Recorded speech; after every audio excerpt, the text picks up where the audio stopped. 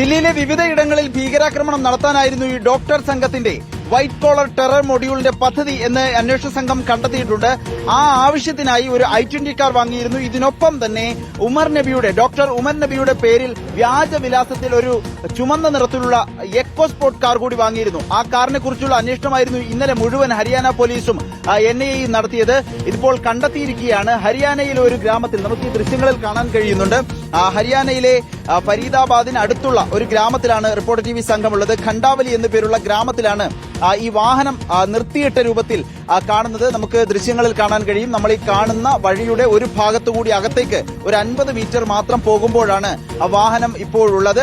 ആ വാഹനം ഇപ്പോൾ നമുക്ക് അവിടേക്ക് ചെല്ലാൻ കഴിയുന്നില്ല. പ്രത്യേകിച്ച് പോലീസിന്റെ പരിശോധന നടക്കുന്നു, ബോംബ് സ്ക്വാഡിന്റെ പരിശോധന നടക്കുന്നു. ഏതെങ്കിലും സ്ഫോടക വസ്തുക്കൾ കാറിനുള്ളിലുണ്ടോ എന്നതടക്കമുള്ള പരിശോധനകൾ നടത്തുന്നതിനാൽ നാട്ടുകാരെയോ മാധ്യമപ്രവർത്തകരെയോ കാറിനടുത്തേക്ക് പോകാൻ അനുവദിക്കുന്നില്ല. കാർ ഭീകരാക്രമണത്തിന് വാങ്ങിയതാണ് എന്നുള്ള നിഗമനത്തിൽ തന്നെയാണുള്ളത്. കാർ രജിസ്റ്റർ ചെയ്തതാകട്ടെ ദില്ലിയിലെ സീലംപൂരിലെ തെറ്റായ വിലാസത്തിലാണ് എന്ന വിവരവും ഇതിനോടകം തന്നെ പുറത്തു വന്നിരിക്കുന്നു.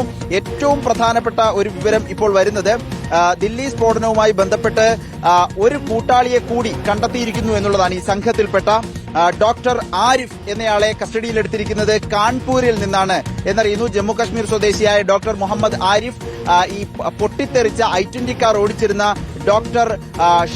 ഡോക്ടർ ഉമറിന്റെയും ഷഹീന്റെയും ഒക്കെ കൂട്ടാളിയാണ് എന്നുള്ളതാണ് പ്രാഥമികമായ വിവരമുള്ളത്. ഏതായാലും അന്വേഷണം പുരോഗമിക്കുകയാണ്. ഇപ്പോൾ വരുന്ന ഏറ്റവും പുതിയൊരു വാർത്തയാകട്ടെ ഈ ഡോക്ടർ ഉമർ ഈ റെഡ് ഫോർട്ടിൽ എത്തിയ ശേഷം പിന്നീട് അവിടുത്തെ അടുത്ത പള്ളികളിലൊക്കെ സഞ്ചരിച്ചു എന്നതുകൂടി വിവരങ്ങളായി പുറത്തുവരുന്നു. അവിടെ വിവിധ ദൃശ്യങ്ങൾ പലയിടത്തുള്ള CCTV ദൃശ്യങ്ങളടക്കം വന്നുകൊണ്ടിരിക്കുന്നു. ഇപ്പോൾ ഡൽഹിയിൽ ഉമർ പോയ മസ്ജിദിലേക്ക് അന്വേഷണ സംഘം എത്തിയിരിക്കുകയാണ്. അവിടെ നിന്നും ആരെങ്കിലും പരിചയമുണ്ടോ, ആരോടെങ്കിലും സംസാരിച്ചിട്ടുണ്ടോ എന്നടക്കമുള്ള പരിശോധനയ്ക്ക് NIA യും ഡൽഹി പോലീസും കടക്കുന്നു. ഏറ്റവും പുതിയ വിവരങ്ങളാണ് വന്നുകൊണ്ടേയിരിക്കുന്നത്.